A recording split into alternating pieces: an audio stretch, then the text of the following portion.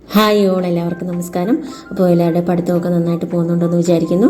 Correct ഒരു systematic പഠനം നിങ്ങളുടെ നല്ലൊരു റിസൾട്ട് നിങ്ങൾക്ക് നേടിത്തരും കേട്ടോ. അപ്പം എല്ലാവരും പഠിക്കുക. അപ്പോൾ എൻ്റെ വീഡിയോസൊക്കെ ഇഷ്ടമാണെങ്കിൽ നിങ്ങൾ ലൈക്ക് ചെയ്യുക, ഷെയർ ചെയ്യുക, സബ്സ്ക്രൈബ് ചെയ്യുക. നിങ്ങളുടെ ഫീഡ്ബാക്സ് ഒക്കെ ഒരുപാട് ഹെൽപ്ഫുള്ളാണ് എനിക്ക്. അപ്പം എല്ലാവരുടെ ഫീഡ്ബാക്സിന് ഞാൻ മെസ്സേജ് കൊടുക്കാറുണ്ട്. അപ്പോൾ എന്തെങ്കിലുമൊക്കെ സജഷൻസ് ഉണ്ടെങ്കിൽ നിങ്ങൾ കമൻറ്റ് ചെയ്യാം. എന്തെങ്കിലുമൊക്കെ വീഡിയോസ് നിങ്ങൾക്ക് വേണമെന്നുണ്ടെങ്കിൽ നിങ്ങൾക്ക് സജസ്റ്റ് ചെയ്യാം കേട്ടോ. അപ്പോൾ ഞാൻ മാക്സിമം ഇത് ചെയ്യുന്നതായിരിക്കും. അപ്പോൾ ഇന്നത്തെ എൻ്റെ വീഡിയോ എന്ന് പറയുന്നത് നമ്മുടെ LP UP നെക്സ്റ്റ് എക്സാമിന് വേണ്ടിയിട്ടുള്ള ക്രാക്ക് ചെയ്യുന്നതിന് വേണ്ടിയിട്ടുള്ള ഒരു വീഡിയോ ആണ്. കാര്യം ഒരു എക്സാം വരുമ്പോൾ നമുക്കറിയാം ഒരു 2 to 3 ഇയർ ആവും. കാര്യം എന്ന് വെച്ചാൽ അതിൻ്റെ നോട്ടിഫിക്കേഷൻ വന്നു, അതിൻ്റെ ഡേറ്റ് വന്നു, അതിൻ്റെ കൺഫർമേഷൻസ് ഒക്കെ കൊടുത്ത് നമ്മൾ എക്സാം ആയി, പിന്നെ അതിൻ്റെ റിസൾട്ട് വന്നു, പിന്നെ അത് അതിൻ്റെ റാങ്ക് ലിസ്റ്റ് വന്നു, പിന്നെ അപ്പോയിൻമെൻറ്റ്സ് എടുത്തു. അങ്ങനെ ഒരു 3 ഇയർ എങ്കിലും ആവും മിനിമം. അപ്പം ഈ LP UPയുടെ എക്സാം എന്ന് പറയുന്നത് അത്രയും ഒരു ലെങ്തി പ്രോസസ്സാണ്. അപ്പം നിങ്ങൾ അത്രയും ഒരു ടൈം നിങ്ങൾക്ക് കൺസ്യൂം ചെയ്യാനൊക്കെ പഠിക്കുന്നവർക്ക് കേട്ടോ. അപ്പം ഇനി നെക്സ്റ്റ് നിങ്ങൾക്ക് എത്ര ഏജാണെന്ന് നോക്കിയിട്ട് നിങ്ങൾ ആ ഒരു ഏജ് ലിമിറ്റിലാണെങ്കിൽ മാക്സിമം നിങ്ങൾ ട്രൈ ചെയ്യുക. ഇതാണ് നിങ്ങളുടെ ലാസ്റ്റ് എക്സാം എന്നുള്ളൊരു ചിന്തയിൽ നിങ്ങൾ മാക്സിമം ഒരെണ്ണത്തിന് എഫേർട്ട് കൊടുക്കുക കേട്ടോ. നിങ്ങൾ ഏത് എക്സാമാണ് ക്രാക്ക് ചെയ്യണമെങ്കിലും നിങ്ങൾ അതിൽ മാക്സിമം കൊടുക്കുക. ഇതാണ് ലാസ്റ്റ് എക്സാം എന്നുള്ള രീതിയിൽ പഠിക്കുക.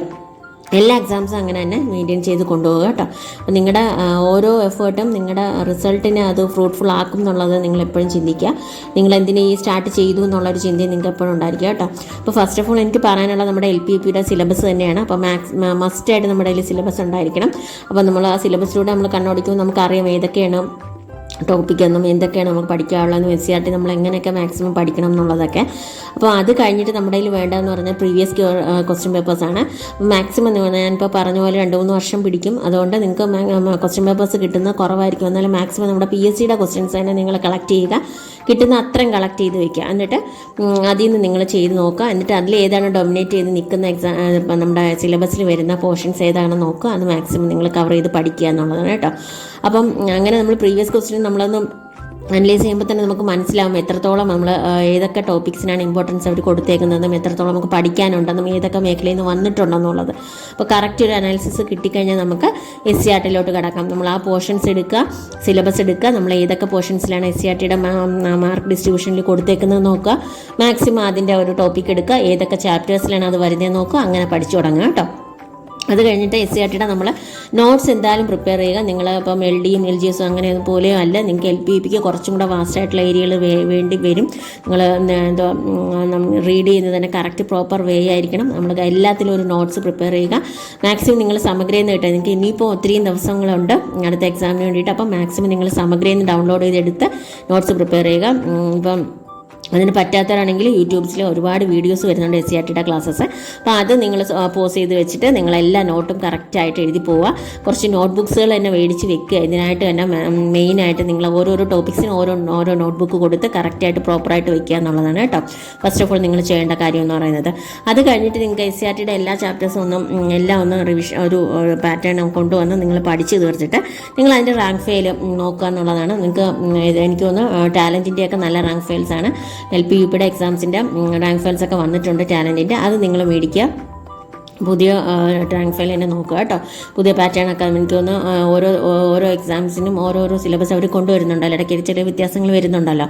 അപ്പോൾ നിങ്ങൾ മാക്സിമം അടുത്തടുത്ത് ഇറങ്ങിയ തന്നെ ഒരു റാങ്ക് ഫയൽ മേടിക്കുക.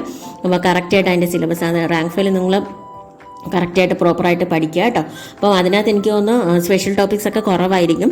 അപ്പം അതിൽ സ്പെഷ്യൽ ടോപ്പിക്സ് വേണമെന്നുണ്ടെങ്കിൽ കൂടുതലും നിങ്ങൾ യൂട്യൂബിനെയൊക്കെ അപ്രോച്ച് ചെയ്യേണ്ടി വരും. അപ്പോൾ മാക്സിമം അതിനകത്ത് നിങ്ങളെ സിലബസുമായിട്ട് മാച്ച് ചെയ്ത് നോക്കുക. നിങ്ങൾ റാങ്ക് ഫയലിലുള്ളതാണോ എല്ലാം നോക്കുക. സ്പെഷ്യൽ ടോപ്പിക്സ് നമ്മളെ സൈക്കോളജി, പെഡഗോഗി ഉള്ള അതെല്ലാം കുറച്ചുകൂടെയൊക്കെ വാസ്റ്റ് ഏരിയയിൽ നമുക്ക് വേണ്ടി വരും. കാര്യം സ്പെഷ്യൽ ടോപ്പിക്സ് ഈ റാങ്ക് ഫയൽസിലൊക്കെ കുറവായിരിക്കും. അപ്പോൾ നിങ്ങൾ അങ്ങനെയാണെങ്കിൽ നിങ്ങൾ TTC ബുക്സിൽ കൂടുതൽ അവൈലബിൾ ആയിരിക്കും കേട്ടോ. അപ്പോൾ നിങ്ങൾ അതൊന്ന് റെഫർ ചെയ്യുക. TTC ബുക്സ് അവൈലബിൾ ആണെങ്കിൽ കിട്ടുന്നിടത്തോളം മാക്സിമം കളക്ട് ചെയ്തിട്ട് അതിൽ നിങ്ങൾ ഈ സ്പെഷ്യൽ ടോപ്പിക്സ് പഠിക്കുക കേട്ടോ. കൂടുതൽ യൂസ്ഫുൾ ആകുന്ന അതായിരിക്കും. അത് കഴിഞ്ഞ് നിങ്ങൾ ഈ ഇത്രയും ഒരു ഓർഡറിലെല്ലാം ചെയ്ത് കഴിഞ്ഞിട്ട് നിങ്ങൾ റാങ്ക് ഫയൽ വെക്കുക. അതിൻ്റെ കറക്റ്റ് ഏതൊക്കെ നിങ്ങൾ പഠിച്ചു എന്നുള്ളതിൻ്റെ ഒരു വീഡിയോസും കൂടെ കാണുക കേട്ടോ. നിങ്ങൾ വീഡിയോ റെഫർ ചെയ്യുന്ന എപ്പോഴും നല്ലൊരു ഇതാണ്. നിങ്ങൾക്ക് കാണാനും കേൾക്കാനും പറ്റുന്നതെന്നുള്ളത് നിങ്ങൾ റിവിഷൻ ചെയ്യുക. നിങ്ങൾ എഴുതി വയ്ക്കുന്നതിനെല്ലാം ഓരോരോ പ്രൊസീജിയേഴ്സാണ് നമ്മൾ പഠനത്തിൻ്റെ. അപ്പോൾ അത് ഒരിക്കലും വിട്ടുകളായിരുന്നു. നിങ്ങൾ കാണുക, കേൾക്കുക, എഴുതുക കേട്ടോ. നിങ്ങളെപ്പോഴും എന്താ പറയുക, നമ്മൾ എഴുതുന്നതിന് എപ്പോഴും ബൂസ്റ്റപ്പ് ചെയ്തുകൊണ്ടിരിക്കുക. അങ്ങനെ പല കാര്യങ്ങൾ നമ്മുടെ മെമ്മറി പവറിനെ തന്നെ അത് ബൂസ്റ്റ് ചെയ്യുന്ന ഒരു കാര്യങ്ങളാണ് കേട്ടോ. അപ്പോൾ ഇതൊന്നും ഒരിക്കലും വിട്ടുകളയരുത്. പിന്നെ നിങ്ങൾ റിവിഷൻ കൊടുക്കുക എന്നുള്ളതാണ്. അപ്പം ഓരോ ടോപ്പിക്സ് വൈസ് നിങ്ങൾക്ക് ഓരോരോ മാർക്ക് ഡിസ്ട്രിബ്യൂഷൻസ് ഉണ്ട്. അപ്പോൾ മാക്സിമം നിങ്ങൾ അതിനനുസരിച്ച് തന്നെ പഠിച്ചു പോവുക. റിവിഷൻ കൊടുത്തിട്ട് എല്ലാം SCRT നോട്ട്സ് എഴുതുക. പിന്നെ റാങ്ക് ഫയൽ നോക്കുക. പിന്നെ നിങ്ങൾ ഇതെല്ലാം ഏതൊക്കെ പാർട്ടുകളാണ് നിങ്ങൾക്ക് തന്നിരിക്കുന്നതെന്ന് വെച്ചാൽ അതിൻ്റെ മാർക്ക് ഡിസ്ട്രിബ്യൂഷനിൽ കൊടുക്കുക എന്നുള്ളതാണ്. പിന്നെ നിങ്ങൾക്ക് കറണ്ട് അഫയേഴ്സ് മസ്റ്റാണ്. നിങ്ങൾ ഒരു ടോപ്പിക്ക് തരുമ്പോഴത്തേക്ക് അതിനകത്ത് 2 മാർക്ക് 3 മാർക്ക് കറണ്ട് അഫയേഴ്സാണ് തരുന്നത്. ഇപ്പം നവോത്ഥാന നായർ എടുക്കാത്താണെങ്കിൽ തന്നെയും അവരുടെ എത്ര ജന്മശതാബ്ദിയുടെ ആഘോഷം, അല്ലെങ്കിൽ അവരുടെ ചരമവാർഷിക ദിനം, പിന്നെ അവരുടെ പുതിയ അവരുടെ ഇതൊക്കെ വരുന്നതുണ്ടല്ലോ, അവരുടെ പുതിയ പ്രതിമകളൊക്കെ അനാച്ഛാദനം ചെയ്യുന്ന ഓരോരോ സ്ഥലങ്ങളുടെ പേരുകൾ, അങ്ങനെയൊക്കെ വരുമല്ലോ കറണ്ട് അഫയേഴ്സ്. അങ്ങനെ നിങ്ങൾ അതിനൊക്കെ ഡൊമിനേറ്റ് ചെയ്ത് നിങ്ങൾ പഠിക്കുക. ആ ഒരു പ്രൊസീജിയർ എടുത്ത് നിങ്ങൾ പഠിക്കുക കേട്ടോ. അപ്പം കറക്റ്റ് വേയിലാണ് അപ്പോൾ അങ്ങനെ പോയിക്കൊണ്ടിരിക്കുന്നത്. അങ്ങനെ അതെല്ലാം എടുത്ത് ഓരോരോ ഓർഡറിൽ, നമുക്ക് സോഷ്യൽ സ്റ്റഡീസ് ആണെങ്കിൽ അങ്ങനെ, പിന്നെ അങ്ങനെ ഓരോ ടോപ്പിക് എടുക്കുമ്പോഴും നിങ്ങൾ കറണ്ട് അഫയേഴ്സിന് കൂടുതൽ പ്രയോറിറ്റി കൊടുത്തു പോവുക. ഏതൊക്കെ മേഖലയിൽ നിന്ന് വരാൻ ഈ ചാൻസ് ഉണ്ട് എന്നുള്ളത് നമുക്ക് ക്വസ്റ്റ്യൻ പേപ്പർ കാണുമ്പോൾ മനസ്സിലാവുമല്ലോ. അങ്ങനെ നിങ്ങൾ ഓരോരോ ടോപ്പിക് എടുക്കുമ്പോൾ അങ്ങനെ കറണ്ട് അഫയേഴ്സിന് പ്രയോറിറ്റി കൊടുത്ത് അങ്ങനെ നോട്ടീസ് എഴുതി പോവുക കേട്ടോ. പിന്നെ അത് കഴിഞ്ഞിട്ട് നമ്മുടെ ഓരോ നദീതട സംസ്കാരങ്ങൾ അങ്ങനെയൊക്കെയുള്ള ഇൻവെൻഷൻസ് അങ്ങനെയൊക്കെ ഓരോരോ ഇത് വരുമല്ലോ. അപ്പോൾ അതിനൊക്കെ 2 മാർക്കുണ്ട്. അതിൽ തന്നെ നമുക്ക് കറണ്ട് അഫയേഴ്സ് കിട്ടും. അങ്ങനെ ഏതൊരു മേഖല പഠിക്കുമ്പോഴും നിങ്ങൾ അതിനോട് ചേർന്ന് നിൽക്കുന്ന കറണ്ട് അഫയേഴ്സും കൂടെ നിങ്ങളായിട്ട് രീതിയിൽ നിങ്ങൾ സെർച്ച് ചെയ്ത് കണ്ടുപിടിക്കുക എന്നുള്ളതാണ് കേട്ടോ. അത് കഴിഞ്ഞിട്ട് പിന്നെ ഉള്ളതെന്ന് പറയുന്നത് നമ്മുടെ ഫിസിക്സ്, കെമിസ്ട്രി, ബയോളജി ഒക്കെ സയൻസ് സബ്ജക്ട്സ് ഒക്കെ നിങ്ങൾ SCRT തന്നെയാണ് മസ്റ്റ്. 5 മുതൽ 10 വരെ നിങ്ങൾക്ക് പഠിച്ചാൽ മതി. മാക്സിമം അത് കവർ ചെയ്ത് പോയാലും മതി കേട്ടോ. അത് കഴിഞ്ഞ് നിങ്ങൾക്ക് വേണ്ടത് മസ്റ്റായിട്ട് വേണ്ടത് PSC ബുള്ളറ്റിനാണ്. അതിനുള്ള നമ്മൾ ഡെയിലി അപ്ഡേറ്റ്സ് കൊടുക്കുക കറണ്ട് അഫയേഴ്സിന്. അതുകൂടാതെ തന്നെ PSC ബുള്ളറ്റിനും കൂടെ നമ്മൾ നോക്കുക എന്നുള്ളതാണ്. അതിൽ നമുക്ക് മാക്സിമം മാർക്ക് സ്കോർ ചെയ്യാനുള്ളത് കാണും കേട്ടോ. നമുക്ക് എവിടെ നിന്നൊക്കെ മാർക്ക് സ്കോർ ചെയ്യാൻ പറ്റുമോ അതെല്ലാം നിങ്ങൾ മാക്സിമം കൊടുക്കുക. എവിടെ നിന്നൊക്കെ കിട്ടുമോ, എവിടെ നിന്നൊക്കെ നമുക്ക് അറിവ് കിട്ടുമോ അതെല്ലാം നിങ്ങൾ മാക്സിമം എടുക്കുക. അപ്പോൾ ഒരുപാട് സമയം ഉണ്ടാണ് നിങ്ങൾ ഏതൊക്കെ പോർഷൻ പഠിച്ചാലും അതിൻ്റെ മാക്സിമം ക്വസ്റ്റ്യൻസ് നമുക്ക് വേറെ എവിടെന്നെങ്കിലുമൊക്കെ കിട്ടും എന്നുള്ളതും കൂടെ സെർച്ച് ചെയ്തിട്ട് വേണം നിങ്ങൾ പഠിക്കാൻ കേട്ടോ. പിന്നെ ഉള്ളത് ഇംഗ്ലീഷ്, മാത്സ്, മലയാളം, സൈക്കോളജി അങ്ങനെയുള്ളതൊക്കെയാണ്. അപ്പോൾ ഇംഗ്ലീഷ്, മാത്സ്, മലയാളം, സൈക്കോളജി എല്ലാം കൂടെ 15 മാർക്സ് ആണ്. അതല്ലേ, അല്ല, മാത്സിന് 15 mark, English 10 mark, Malayalam 10 mark, അങ്ങനെ സൈക്കോളജി 20 മാർക്ക്, അങ്ങനെയല്ലേ പാർട്ട് 3 വരുന്നത്. അപ്പോൾ ഇത്രയും കൂടെ നിങ്ങൾ ഓരോ സബ്ജക്റ്റ് നിങ്ങൾ എന്താ ചെയ്യണം, ഒരു വീക്കിൽ ഒരു സബ്ജക്റ്റ് എടുത്ത് പഠിക്കുക കേട്ടോ. അപ്പോൾ മാത്സ് ആണെങ്കിൽ 1 വീക്കിൽ ഒരു ടോപ്പിക് എടുക്കുക. അതിൻ്റെ ഫസ്റ്റ് ഡേ നിങ്ങൾ ആ ഒരു ടോപ്പിക്കിൻ്റെ തന്നെ പ്രോബ്ലംസ് ചെയ്യുക, അത് കറക്റ്റായിട്ട് പഠിക്കുക. സെക്കൻഡ് ഡേ അത് വീണ്ടും റിവിഷൻ കൊടുക്കുക. തേർഡ് ഡേ അപ്പം ഒരാഴ്ചയിൽ നിങ്ങൾക്ക് ഒരു ടോപ്പിക് എടുത്ത് പഠിക്കാം കേട്ടോ. അപ്പം ഇംഗ്ലീഷിൻ്റെ ആണെങ്കിൽ തന്നെ സിനോണിംസ്, ആൻറ്റോണിംസ് നിങ്ങൾ ഒരു ദിവസം പഠിക്കുക. അല്ലെങ്കിൽ അതിൻ്റെ ഒരു ടോപ്പിക് എടുത്ത് അതിൻ്റെ റൂള് പഠിക്കുക. പിന്നെ അതിൻ്റെ ക്വസ്റ്റ്യൻസ് ചെയ്ത് കൊടുക്കുക.